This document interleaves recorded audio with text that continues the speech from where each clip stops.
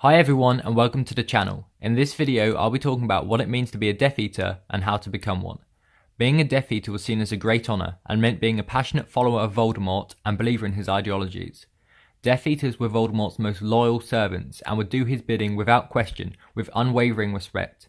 Voldemort's circle of Death Eaters was small and exclusive, comprised of those who he saw as his most loyal and trustworthy servants. Though it was not just loyalty that would make you a Death Eater. To become a Death Eater, you would have to be in a position of power and able to provide some measure of usefulness to Voldemort. A real Death Eater would have had the Dark Mark, a magically induced brand on the left inner forearm. The Dark Mark signified your allegiance to Voldemort and could be used by his followers to summon him and by the Dark Lord himself to call upon his followers. Only purebloods were worthy of the Dark Mark and the Death Eater title, although Voldemort did allow half-bloods to join his army. Although the title of Death Eater was a sign of power given to Voldemort's most trusted followers, not all Death Eaters were treated equally. For example, Peter Pettigrew was a Death Eater and bore the Dark Mark, but was treated with contempt by Voldemort.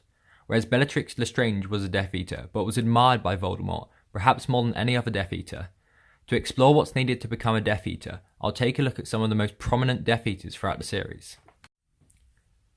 Starting with Lucius Malfoy, he was an extremely influential wizard, born into wealth and into a long line of pureblood wizards. He held a very powerful position in the Ministry of Magic and was extremely well respected within the wizarding world. Moreover, Lucius played a major role in the First Wizarding War and demonstrated exceptional leadership qualities back in his Hogwarts days. He's also very cunning and manipulative, making him a perfect Death Eater.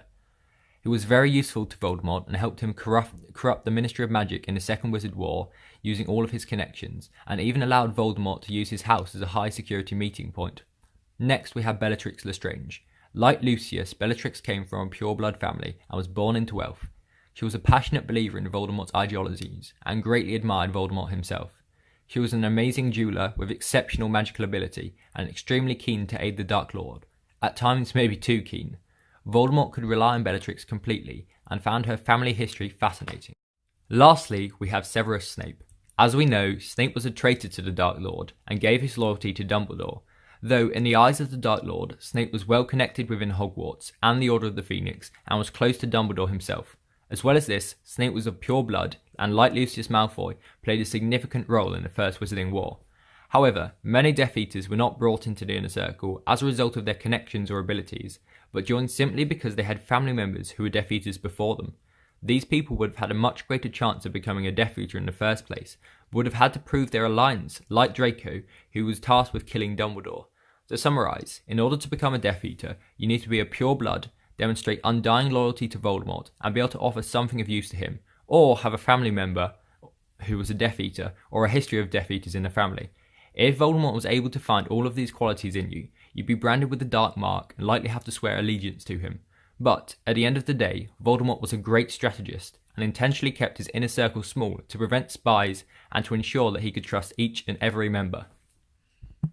So that's the end of the video. Thank you very much for watching, and please subscribe if you felt this video was worthy of subscription. Thank you very much.